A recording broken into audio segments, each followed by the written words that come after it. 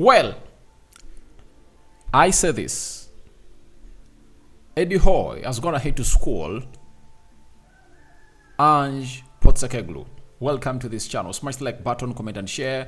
If you're totally watching us for the very first time, endeavor to subscribe to this channel so as not to miss out on stories that we do upload in here on a daily. Guys, I'm really caught up today. You know, there are loads and lots of things that are really happening in my country. You know, I run very many YouTube channels. There is one of Big Brother Mozambique and Big Brother Africa, and today there is Liema homecoming down in South Africa, and I'm really covering that minute by minute. So I also have to come and really serve a better purpose for you. So I'm here to obviously bring you how the game of football went down at the St. James's Park. Newcastle coming in through to obviously get to where people thought that they would be, as I was one of those that were saying they need to beat Tottenham Hotspur. You know, Tottenham Hotspur, me as a fan of Man United, has been is still 11 points ahead of Man United in as far as the top 4 position is really concerned. And when you look at the table right now, it's really showing that Spurs have gonna hit to play one more game than Man United, and if United win today against Bournemouth, they go 52 points, meaning that they will be 8 points behind Tottenham Hotspur. And remember, Tottenham Hotspur has to play Arsenal, they have to play Chelsea, they have to play Liverpool, and they have to play Man City, and those are 12 points to be battled up for. And out of those 3 games, I think they're only hosting one game, the game of Man City at their stadium. They are playing away. I think they're hosting that of Man City, and they're hosting that of Arsenal. They are playing away at Liverpool, they're playing away at Chelsea, and it's really gonna be hard for them because looks like the players have gonna hit obviously get the test of what the race for the Champions League is all about. We thank God for the gift of life. The Muslims, Barakallahu fikum, and may the living to God bless you abundantly. And who was on target in the 30th minute?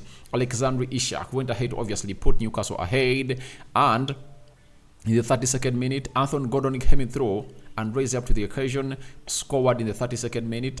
51st minute, there came in a person known as Alexander Isak when he went ahead to obviously face the goalkeeper and went ahead to really lay that ball with surgical precision. And Fabian Schär in the 87th minute went ahead to obviously put in that score into the back of the net. And I know what it means for Arsenal fans when they see to it that Tottenham Hotspur is really being beaten.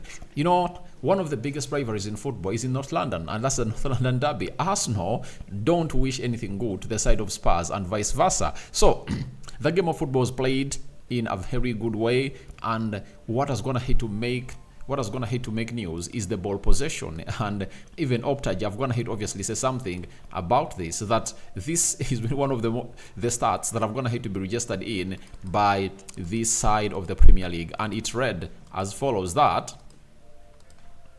Newcastle have just 27% possession against Spurs, the second lowest percentage on record since 2003-2004 for a team to win by a margin of 4-0 in the Premier League, after Everton 5, Brighton 1 in May 2023. So it shows you that Newcastle came up and really got to know what exactly they had to do. They need to eat that.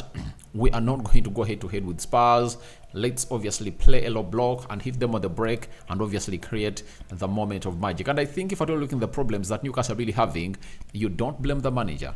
You don't blame the manager for coming into and really playing like this. And I cannot come out and blame the manager of Newcastle for really playing in a cowardish way. I cannot really blame him because he doesn't have the right players to do exactly what he wants to do. He doesn't have those players to obviously execute the style of play he has always gone ahead to want to play. We've gone ahead to see Newcastle having all those people in there for you, and they've gone ahead to obviously put in a lot of performances. You know, when they're really having Tinali, you know, when they're really having Tinali, they really had a lot of things to do in that midfield. And Joelinton is also out, so there is no reason as to why they're supposed to obviously come up and really put in a very huge risk to play head to head. And kudos to Alexander Isak. You know, he's this kind of striker that I've always gone ahead to admire in my entire time. I've gone ahead to see him future for Real Sociedad and the Sweden national team.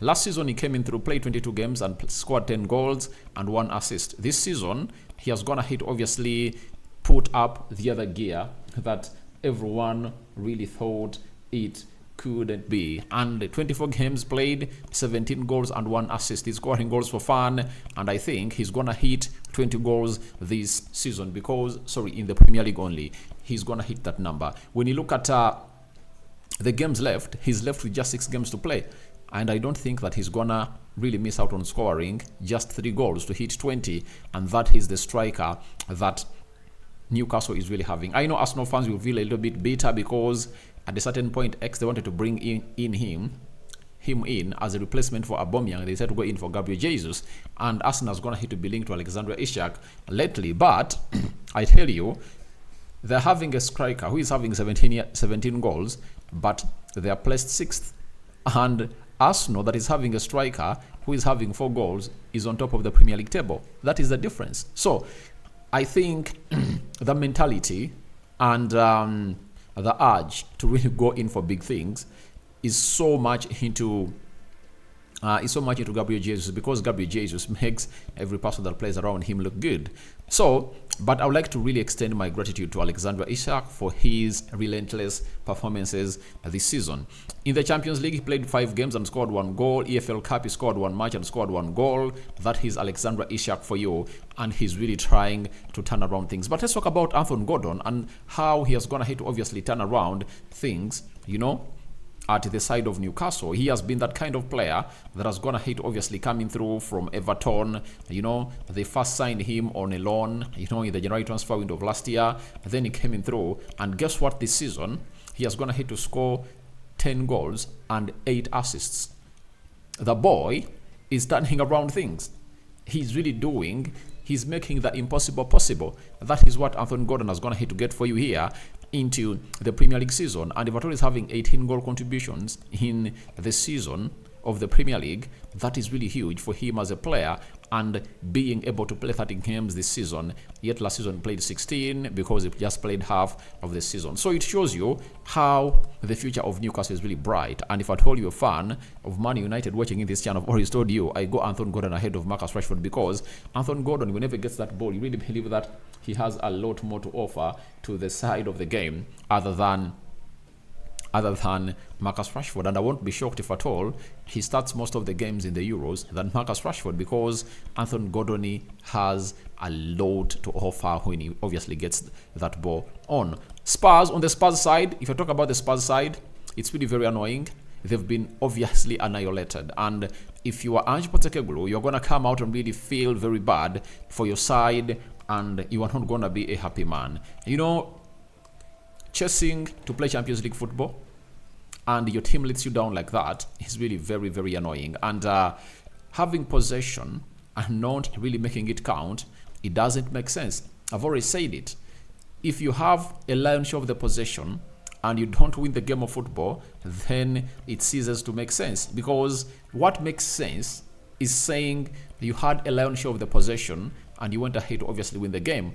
But having it and losing by a margin of 4 goals, that is really unacceptable. And I think with time, people will get to know that Ange Postecoglou was not just known to these people, especially the people or the managers of the England Premier League. And that's why he really took long to obviously start really losing these games. When he first lost, I think 4 games consecutively, people were like, he's having injuries. But right now, he is having his A side with him and has gone ahead to lose these games, and he has been dropping points here and there, and it shows you that there is something that the managers of the Premier League have gone ahead to understand about his style of play, and that's why they find it easy to obviously beat him. He's this kind of manager who is interested in having lion's share of the possession and maybe not killing off the game. But for Eddie Howe, he knows exactly what to do with the ball. He tells his players, we're having a clinical Alexander Isak, get him into action and do the needful. Now let's talk about Fabian Schär, who has gone ahead to obviously remind us of the Newcastle last season. Last season, Newcastle went ahead to score very many goals from set pieces. You know, if you have to remember, they scored very many goals from set pieces, and that 4th goal shows you exactly how Newcastle have gone ahead to obviously reminisce us about what the season was last season. They scored very many set piece goals, but it looks like Arsenal has gone ahead to take that into their ilk, because they've gone ahead to score 19 goals in set pieces, though they've also gone ahead to take along without scoring set pieces. But I tell you, you cannot rule them out. So We go to the team stats: 18 shots by Newcastle, 11 shots by Tottenham Hotspur, 5 shots on target by Newcastle. They've been really very clinical and very lethal in front of goal, meaning that 4 of those have crossed the line and 1 has gone ahead to be saved by the goalkeeper. 2 shots on target by Tottenham Hotspur. It shows you how bad they looked. However much they really had 73% of the possession, and Newcastle had 27% of the possession. 185 passes completed by Newcastle. So you can easily divide by 4 and get to know how many touches did they have to do to obviously get in a goal. That means they had to do close to 40 touches, or 45 touches, to obviously get in a goal. And Spurs had 563 passes.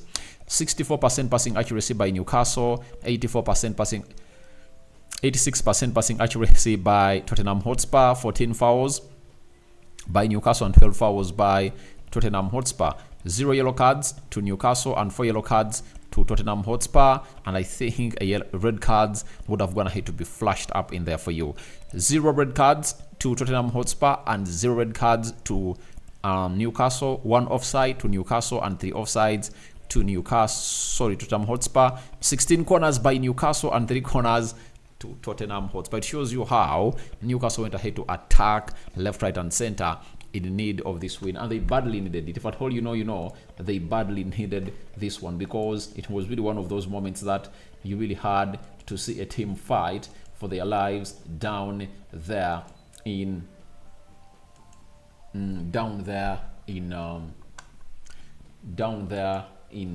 St. James's Park. So that is it, and it's all about this side. When you look at the Premier League table, obviously Arsenal is on top, 71 points. Liverpool on top, 71 points. Man City is coming into action. The lineups are really out, 70 points. Aston Villa is having 60, 32 games played. Tottenham Hotspur is having 60 points. Newcastle is now having 50 points ahead of Man United. And you see to it that they're really having a better goal difference, meaning that Man United now have another competitor for the top 4. And now even West Ham is in the mix. So 1, 2, 3, 4, 5 teams are really fighting for the 4th and 5th positions. And I tell you what, it's really gonna get interesting and enticing, I tell you, because if Man United go ahead to obviously win their game today, they go to 52 points, and they'll be just 8 points behind Aston Villa. And this, remember, Aston Villa is playing against Arsenal tomorrow, and this is why I urge Arsenal fans, please went ahead to obviously hold up a little bit the side of Liverpool, and it's now your chance, your challenge to obviously repay us back. Do the needful, beat Aston Villa to get out of our way, such that they have 1 game in hand. If at all we win our game in hand, you know what is going to happen? We will be 5 points behind them. That is really possible, and I think if Man United continue to win its games, all this is possible. But for me, who is my man of the match? I obviously offer the man of the match to... I give the man of the match accolade to none other than Alexander Isak, scoring a brace, putting his team ahead. He would have gone even to get a hat-trick, but a defender came in through and really stood in his way. Is one of the most important things that you'll ever want to obviously see. So guys, thank you very much for watching through. I think that's the little I would have gone ahead to obviously offer to you to this game of football, but I would have gone ahead to say a lot. But I tell you what, we have a lot of things on the table. Man City is coming into action. We wait to see how that happens and how Man City goes ahead to tackle this game of football. May the living to God bless you abundantly. Rokani David is my name. I sign out for now. See you later. And we cover you all in the precious blood of Jesus Christ. And may the living to God bless you abundantly. Now, and for the other time, second video of the day coming in through. And we have more coming through into your way. Newcastle 4, Tottenham Hotspur 0. Tell me your thoughts about this result and how it impacts Newcastle's chances to playing in the Champions League next season. I'm out. Ciao, ciao.